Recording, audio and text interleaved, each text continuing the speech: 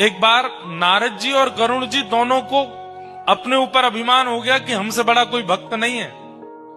तो ठाकुर जी ने आज्ञा की कि चलिए एक काम कीजिए। बोले क्या? श्वेत द्वीप घूम के आओ। 7 द्वीप है ना, हम लोग जिस द्वीप में रहते हैं उसको जम्बू द्वीप कहते हैं, ऐसे एक श्वेत द्वीप है।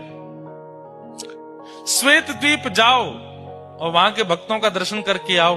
तो श्वेत द्वीप जब नारद जी और गरुड़ जी पहुंचे तो वहां इन्होंने क्या देखा? राधा वल्लभ लाल जी मंदिर में विराजमान हैं।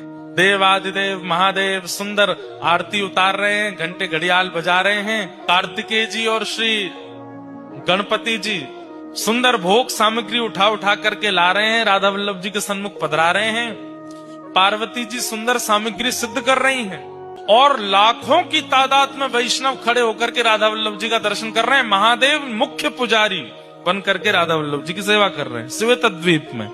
दूर खड़े होकर के नारद जी और गरुड़ जी इसका दर्शन कर रहे थे। जैसे ही आरती पूरी हुई, आरती के बाद कपाट बंद हुए। कपाट बंद होते ही जितने दर्शनार्थी थे सब मूर्छित होकर गिर पड़े। केवल 2 खड़े रह गए। कौन? नारद जी और गरुड़ जी। अब ये दोनों एक दूसरे को चेहरा देखें, ये क्या हुआ? ये सब एक साथ मूर्छित हो गए। सबके पास जाकर के श्वास देखी, नब्ज देखी तो सबके प्राण जा चुके हैं। तो घबरा गए नारद जी, बोले ये क्या हो गया? थोड़ी देर में शंकर जी फिर आए और फिर से जैसे ही कपाट खोले, कपाट खुलते सब पुनः जीवित होके खड़े हो गए।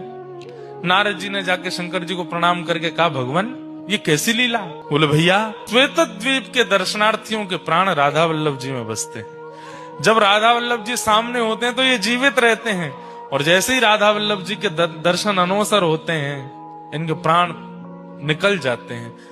तब नारद जी का अभिमान भंग हुआ कि मैं भक्त हूं। भैया ठाकुर जी को देखे बगैर मैं तो खूब जीवित रह लेता हूं, मैं कैसा भक्त? भक्त तो ये हैं जो ठाकुर जी को देखे बिना एक क्षण रह ही नहीं पाते, जीवित ही नहीं रहते।